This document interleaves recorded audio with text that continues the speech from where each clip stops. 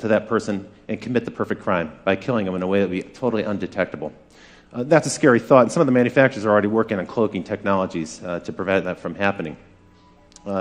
Just last week, the National Intelligence Estimate was published, and this is a document that details how China has a massive sustained campaign underway right now to hack into multinational corporations. And as it turns out, more than 50 corporations are under almost constant assault in this way.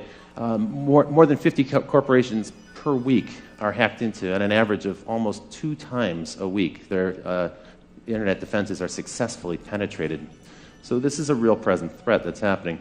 And it's not just the overseas threats that are happening. This technology is starting to pervade our life. It's becoming actually scarily commonplace.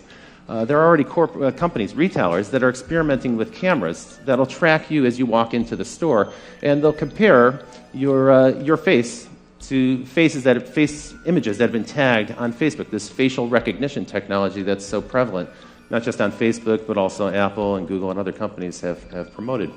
And that's not all. Some companies are starting to use this in a way that I feel is almost unfair, where in a job interview situation, a corporation may demand that you relinquish your Facebook credentials or your Twitter account so that they can get a better understanding of your habits and how you communicate and who you're connected to.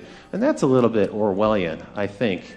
And perhaps most creepy of all, just this last week, Raytheon, a major defense contractor, announced a new program called Riot. It's the Rapid Information Overlay technology. What this allows them to do is assess in massive scale people's behavior in social networks so that they can predict future behavior. And this starts to take on a kind of creepy sci-fi theme. Now, some people feel that privacy's over. Just a decade ago, the CEO of Sun Microsystems, Scott McNealy, said this. He said, "You have zero privacy anyway, so folks, get over it." That's the world that he envisioned. We want to hear from you. We'd like to know what you think about this issue. And you can certainly use the hashtag ITF to let us know. I noticed that some people before the show have already started to send in questions on Facebook. And on live stream, you can chat in and offer your questions and comments as well. After tonight's show, we're going to stick around a little while for some live Q&A with the audience about this. But first, what I want to do is introduce our experts. We have 2 fantastic guests for you tonight.